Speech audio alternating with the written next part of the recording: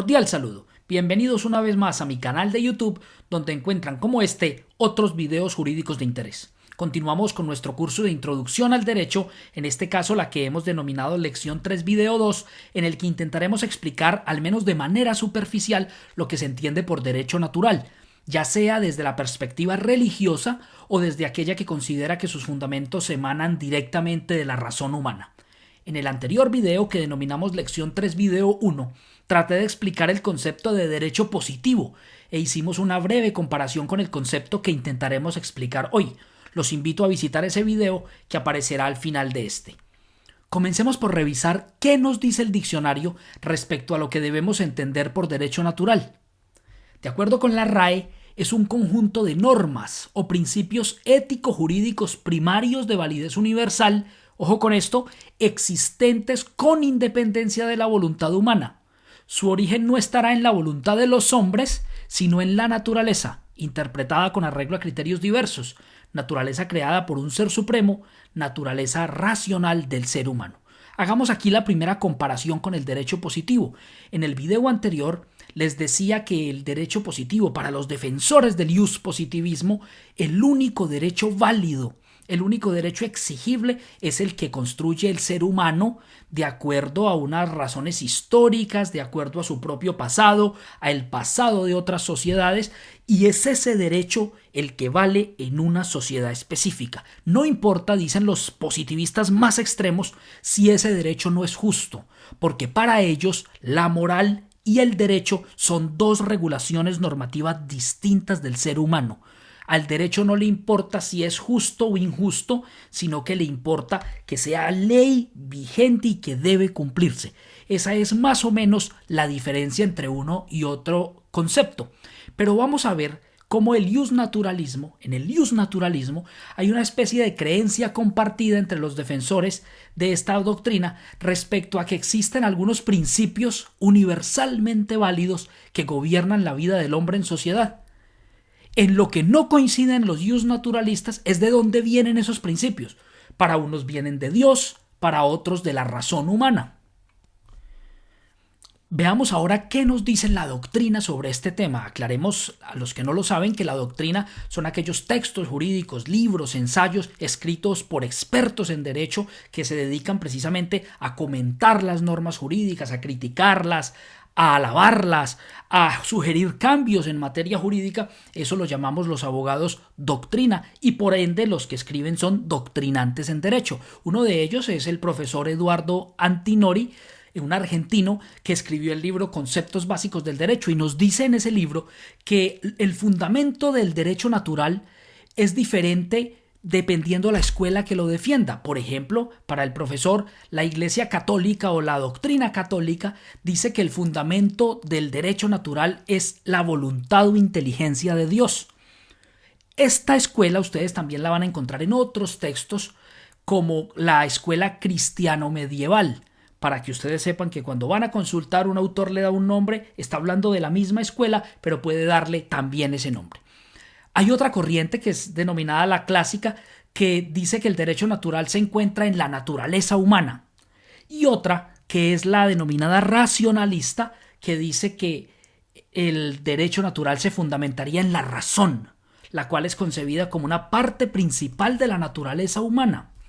Revisemos primero la teoría iusnaturalista de orden religioso, la cristiano medieval que denominan algunos autores.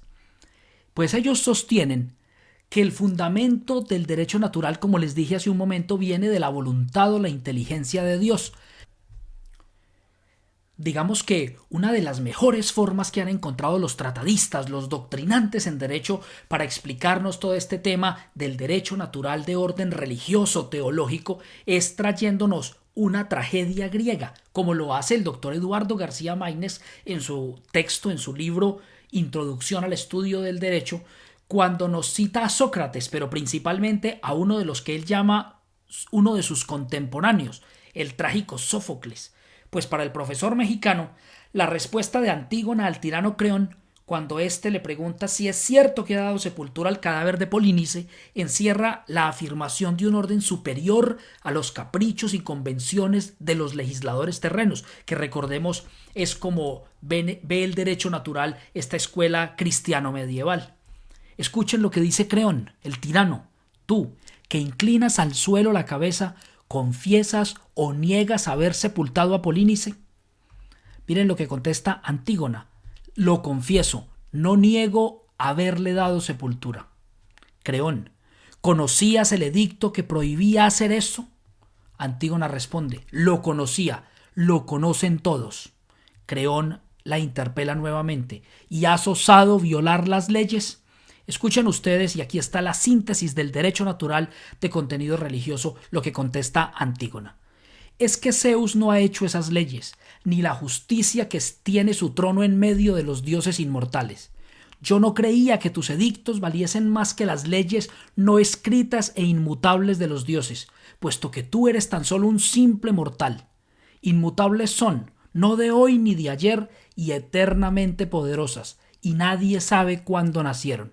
No quiero, por miedo a las órdenes de un solo hombre, merecer el castigo divino. Ya sabía que un día debo morir. ¿Cómo ignorarlo? Aún sin tu voluntad. Y si muero prematuramente, será para mí una gran fortuna. Para los que como yo viven entre miserias innumerables, la muerte es un bien. Ahí ven ustedes pues cómo está marcado ese fundamento del derecho natural de orden religioso cuando Antígona le contesta al tirano que no le da validez a las leyes que él ha hecho como ser humano, sino a esas leyes que vienen de Dios, que son para ella el verdadero derecho. Ahí está un poco ese criterio que quería explicarles de cómo viene para los iusnaturalistas de origen religioso, el derecho viene de Dios, de una divinidad, y me parecía, y por eso la traje, que esa tragedia lo ilustraba de manera bastante clara. Hablemos ahora de la vertiente racionalista. Según esta tesis, la naturaleza en la que el derecho se funda es la razón humana. Los principios del derecho natural no son el producto de una interpretación subjetiva, sino un conocimiento objetivo que obtiene la razón de la consideración de la naturaleza racional y social del hombre. Dicen los racionalistas que hay una primera intuición en nuestra conciencia que nos permite discernir el bien y el mal, y la consiguiente ordenación de la razón que nos surge hacer lo primero y eludir lo segundo, hacer las cosas buenas y eludir las que son malas. Eso lo hace, según los racionalistas, la razón humana sin ningún tipo de ley exterior que haya construido el hombre. Antes de que haya leyes, el ser humano y su razón pueden hacer este tipo de discernimientos. Yo espero que hasta este punto esté quedando más o menos claro la diferencia entre derecho positivo y derecho natural. En caso de que no, voy a intentar detenerme en este momento del video para hacer una especie de resumen antes de citarles la sentencia C-284 del 2015 de la Corte Constitucional de Colombia, que me parece que deja muy claro el tema del derecho natural. Hemos dicho hasta aquí, en el anterior video y en este, que derecho positivo es aquel conjunto de normas construidas por el ser humano, ya sea leyes, decretos, resoluciones. Para los positivistas eso es verdadero derecho, el derecho legislado por el hombre, creado por el hombre con base a unas reglas fijadas para la construcción de esas leyes. Para ellos no hay un derecho que venga de la razón humana, no hay un derecho antes de que el proceso legislativo, el proceso de creación de esas normas lo hayan hecho las sociedades. ¿Qué piensan en cambio los iusnaturalistas, los defensores del derecho natural? Que hay una serie de principios válidos, universales, que no vienen de un proceso legislativo, sino que son anteriores a él, que le son dados al ser humano, ya sea, y ahí es donde está la diferencia, unas escuelas dicen que viene de Dios, otras dicen que viene de la razón humana, porque el ser humano tiene una razón que puede discernir lo bueno y lo malo antes del proceso de fabricación de esas leyes. Entonces ahí está el iuspositivismo y el iusnaturalismo, el derecho natural y el derecho positivo, y los defensores de cada uno.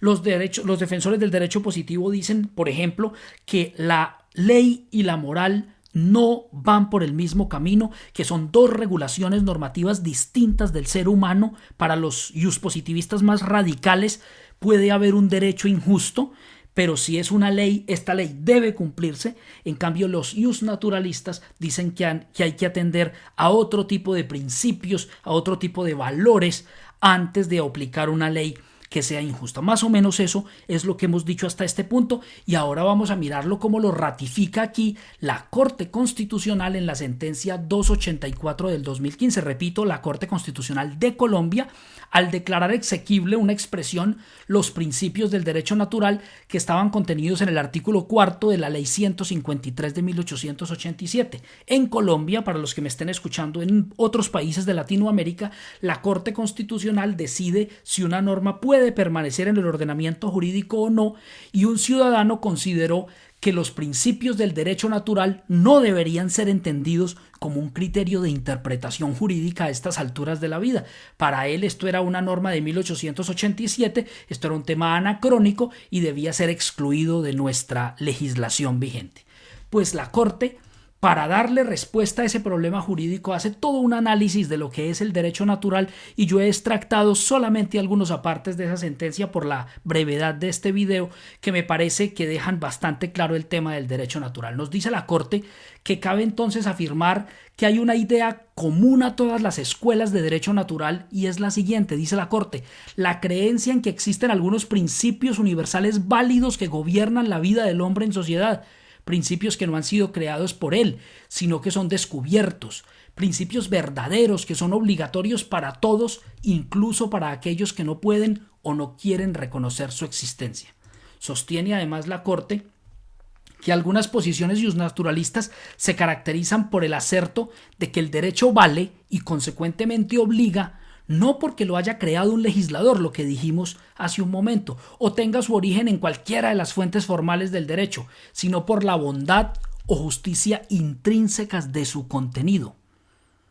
En esa dirección, en este caso, la defensa de esta postura supone aceptar un vínculo necesario entre el derecho y la moral. Miren que es lo mismo que venimos diciendo hace un rato con base en diferentes autores.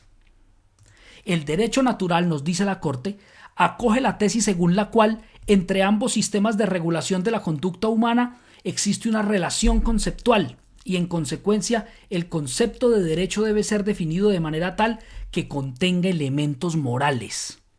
Finalmente, la Corte nos recuerda la que es conocida como la fórmula Radbruch. Se puede negar la validez de las leyes tremendamente injustas. Esto es lo que dice este jurista, acotando lo siguiente, abro comillas: el conflicto entre la justicia y la seguridad jurídica puede ser solucionado en el sentido de que el derecho positivo, las leyes, los decretos, asegurado por su sanción y el poder, tiene prioridad aun cuando su contenido sea injusto y disfuncional. Pero escuchen lo que dice Radbruch: a menos que la contradicción entre la ley positiva y la justicia alcance una medida tan insoportable que la ley, en tanto derecho injusto, tenga que ceder ante la justicia. Pues les cuento que nos dice la Corte que esa orientación tuvo eco en el Tribunal Constitucional Federal alemán, que en 1968 dijo lo siguiente, y con esto termino el video, abro comillas: el derecho y la justicia no se encuentran a disposición del legislador. La concepción según la cual un legislador constitucional puede ordenar todo lo que quiera significa una recaída en la actitud intelectual de un positivismo legal valorativamente neutro, superado desde hace tiempo en la ciencia y en la praxis jurídica. Justamente, la época del régimen nacional socialista de los nazis en Alemania ha enseñado que también el legislador puede imponer lo injusto. Por ello, el Tribunal Constitucional Federal ha afirmado que hay que negar a las disposiciones jurídicas nacionalsocialistas la validez como derecho, porque contradicen tan evidentemente principios fundamentales de la justicia que el juez, que quisiera aplicarlas o aceptar sus consecuencias jurídicas, dictaría no derecho en vez de derecho. Este es un tema bastante importante que quería dejarles aquí acotado. Esta sentencia me pareció maravillosa para explicar este tema del derecho natural y cómo aquí el Tribunal Constitucional alemán también habla de que debe haber justicia en las normas y no solamente un derecho positivo a rajatabla, sea este o no injusto. Espero que esta explicación haya sido clara. Los invito a compartirla, si aún no lo han hecho, a suscribirse a mi canal y nos vemos en un próximo video.